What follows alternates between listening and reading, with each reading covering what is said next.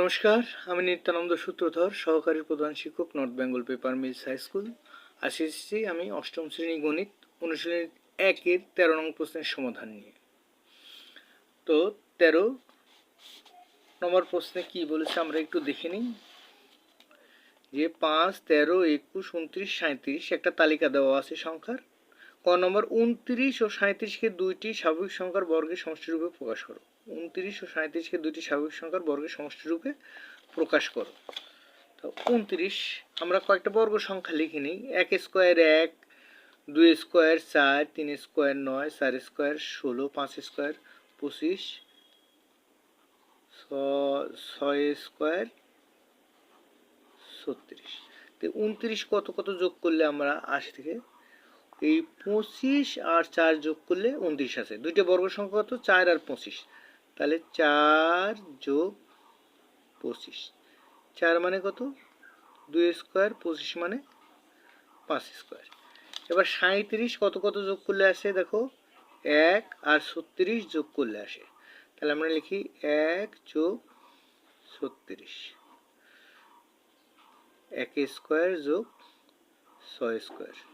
এই 29 আর 37কে দুইটি বর্গের যোগফল রূপে প্রকাশ করলাম। এবার খ নম্বর প্রশ্নে কি বলছে দেখো, তালিকায় পরবর্তী 4টি সংখ্যা নির্ণয় করো। এখানে তালিকা দেওয়া আছে কত? 5, 13, 21, 29, 37। এই যে আমার 5, 13, 21, 29, 37 লিখলাম। এখন পাশাপাশি দুইটি পদের পার্থক্য দেখো। 13 ভিতর 5 বাদ দিলে 8, 21 ভিতর 13 বাদ দিলে 8, 29 ভিতর 21 বাদ দিলে 8, 37 ভিতর 29 বাদ দিলে 8। তার মানে পাশাপাশি দুইটি পদের পার্থক্য কত? 8 হলো। এখানে প্রতিবার পার্থক্য কত হচ্ছে? 8।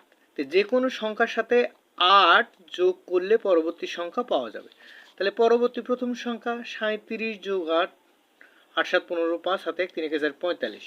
দ্বিতীয় সংখ্যা 45 যোগ 8, 8 5 13 3 হাতে 1 4 1 5 53।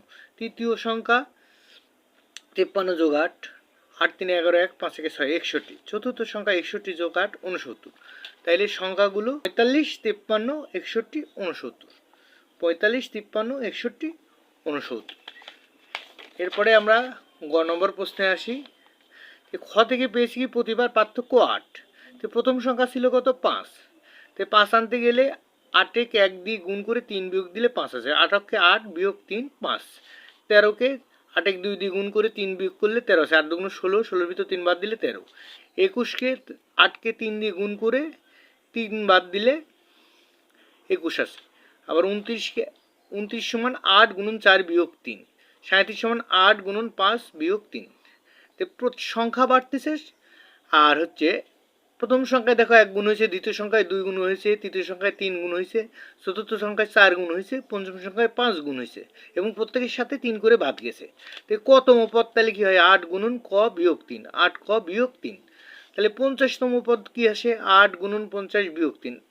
50কে 8 দিয়ে গুণ করলে 400 বিয়োগ 3 সমান 397। এখানে প্রথম পদ কত? 5, শেষ পদ কত? 397। পদ সংখ্যা কত? 50। তাহলে 50টি পদের সমষ্টি প্রথম পদ যোগ শেষ পদ গুণন পদ সংখ্যা ভাগ 2। প্রথম পদ ছিল কত? 5, শেষ পদ ছিল কত? 397 গুণন 50 ভাগ 2। 2 দিয়ে 50কে কাটলে 25। 402 আর 25 গুণ করলে 10,050। তাহলে 50টি পদের সমষ্টি 10,050। আমার ক্লাস এখানেই শেষ। সবাই লাইক, কমেন্ট ও সাবস্ক্রাইব করে পাশে থেকো। ধন্যবাদ সবাইকে।